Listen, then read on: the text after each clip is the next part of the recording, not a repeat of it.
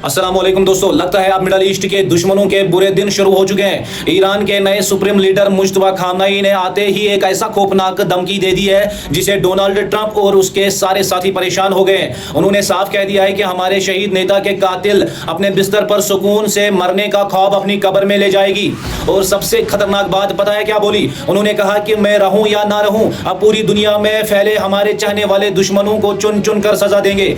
इधर जोर्डान पर हुए अटैक के लाइव सबूत सामने आ चुके हैं और मुसाद का एक ऐसा कांड पकड़ा गया है जिसे सुनकर आप दंग रह जाएंगे। चलो भाई, आज आपसे मैं बैठकर इस पूरे किस्से का पोस्टमार्टम करते हैं। वीडियो को एंड तक देखना, क्योंकि आखिर में जो 14 महीने की बच्ची और खामनेई साहब की कब्र का इमोशनल सच है वो आपकी आंखें नम कर देगा। देखो भाई, पहले सबूतों की बात करते हैं। मैंने 2 दिन पहले जो आप लोगों से कहा था, आज उसका लाइव सबूत आपके सामने है। स्क्रीन पर इस सैटेलाइट इमेज और लाइव तस्वीर को देखो। जब ईरान ने जोर्डान पर अटैक किया था तो अमेरिका और जोर्डान मिलकर उन मिसाइल्स को रोक नहीं पाया।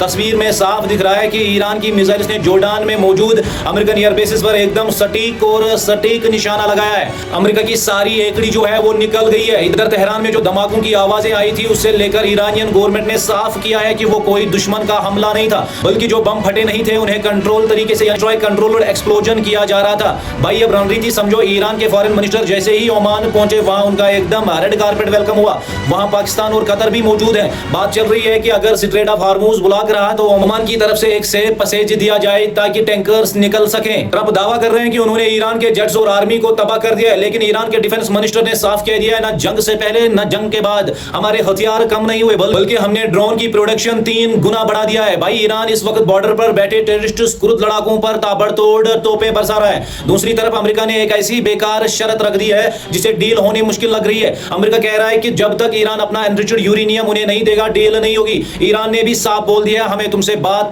करने का कोई शौक नहीं है, पहले अपनी ये फालतू मांगे छोड़ दो। ऐसे में सऊदी अरब और कनाडा के बीच 700 मिलियन की एक डिफेंस डील हुई है वेपन इंपोर्ट एक्सपोर्ट के लिए। पर भाई तुम दुनिया से डील कर लो, अगर हक का साथ नहीं दोगे तो हल्की फुल्की ताकत भी सब कुछ चीर देगी, जैसे ईरान ने चीरा है। अब सुनो सबसे बड़ा खुलासा, मुसाद कितना बड़ा ठग है इसका सबूत देखो। रिपोर्ट के मुताबिक ईरान पर हमला करवाने के लिए मुसाद ने बड़े बड़े गैंगस्टर्स और टेररिस्ट ग्रुप्स को हायर किया था, लेकिन चालाकी देखो, उन्होंने अपना नाम नहीं लिया बल्कि अमेरिकन की CIA का नकली फेक एजेंट्स बनाकर उन्हें रिक्रूट किया। उधर इजराइल के अंदर इलेक्शंस पास है और उनके ही पुराने PM ने खुलासा किया है कि अगर नेतन्याहू को लगा कि वो चुनाव हार रहा है तो वो अपनी कुर्सी बचाने के लिए बीरूट यानी लेबनान या तेहरान पर बहुत बड़ा हमला शुरू कर सकता है। लेकिन ईरान ने अमेरिका की पोल खोलते हुए एक वीडियो दिखाया है जहां अमेरिका ने उनकी मिलिट्री पर नहीं बल्कि मासूम मछुआरों यानी फिशरमैन की नावों पर अटैक करके झूठ बोला था कि हमने ईरान की नेवी तबाह कर दी। तो भाई अब आपको सीधा मशाद लेकर चलते हैं। स्क्रीन पर देखो, ये शहीद आयतुल्लाह अली खामनेई साहब की कब्र की एकदम एक्सक्लूसिव तस्वीर है